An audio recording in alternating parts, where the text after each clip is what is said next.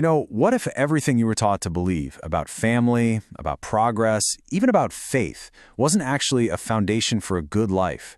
What if it was all just a big, rigid machine designed to keep you in line? Well, one thinker, right in the heart of the Victorian era, he dared to ask that very question, and he spent his entire life trying to dismantle that machine piece by piece. And that thinker's name was Samuel Butler.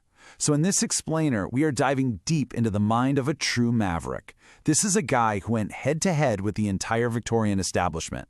He didn't wage his battles with weapons, though. He used blistering satire and some seriously radical ideas. All right, here's our game plan for breaking down his intellectual rebellion.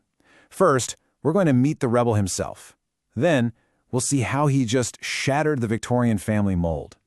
After that, we'll take a trip to the very strange world of Erewhon. We'll cover his legacy of radical ideas, and finally, we'll get into why his questions matter now more than ever.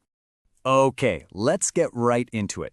Who exactly was this man who decided to take on an entire era? So Samuel Butler was an author and critic living smack dab in the middle of the 19th century. And while he may have looked the part of a proper Victorian gentleman, his mind was, well, anything but conventional. He became famous for his razor-sharp satire and, more importantly, for attacking pretty much everything his society held sacred. So, when we talk about this machine that Butler was fighting against, what are we really talking about? Well, it wasn't just one thing. It was this whole system, the rigid social hierarchy, the religious hypocrisy he saw everywhere, that suffocating, idealized image of the perfect family, and the era's just blind faith and unchecked technological progress. These were his targets. Let's start with his first and maybe his most personal target, the family. And we see this so clearly in his semi-autobiographical novel, The Way of All Flesh. Publicly, you see, the Victorian family was sold as this perfect, pristine little unit. It was supposed to be a safe haven built on absolute conformity, religious devotion, and just unquestioning obedience to your parents, especially your father. And this slide just lays out the conflict perfectly. On one side, you've got the expectation, conform, obey your authoritarian parents, put your social duty above everything else. But then on the other side, Butler, and he was drawing from his own really harsh upbringing here, he exposed the reality, a system of psychological oppression that just crushed individual freedom and made any real self-discovery basically impossible. It's a tension we're still talking about today, isn't it? Okay, now for his second major target, the whole idea of progress itself. And for this, we're going to turn to his most famous work of speculative fiction, the strange and incredibly prophetic novel, Erewhon.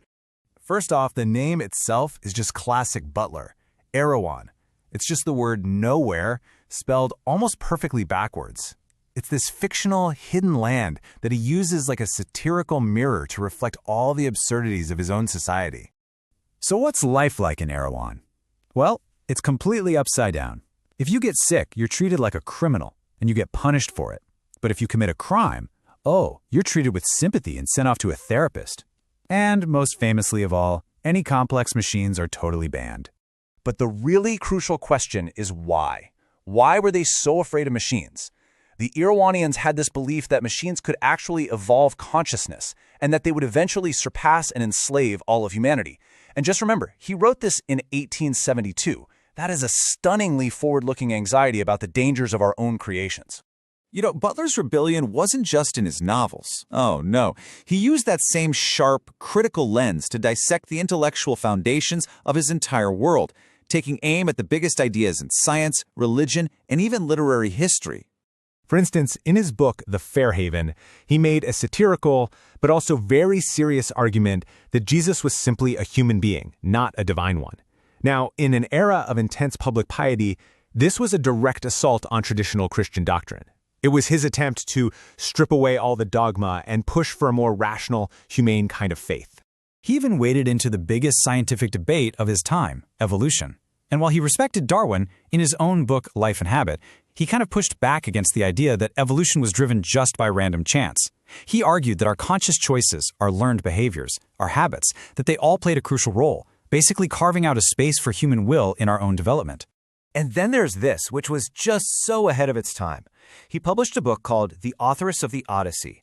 In it, he laid out a super detailed literary case arguing that this foundational epic of Western literature wasn't written by Homer at all, but by a young Sicilian woman. I mean, what a radical theory. It challenged centuries of classical scholarship and tradition. So, let's bring all this together. Let's see how this Victorian rebel's voice still echoes in our world today, because it really, really does. When you boil it all down, Butler's work leaves us with these timeless questions that we are still grappling with. What's the right balance between individual freedom and just conforming to society? What are the unforeseen consequences of our technology? And how in the world do we find authentic spirituality in a world full of rigid doctrines?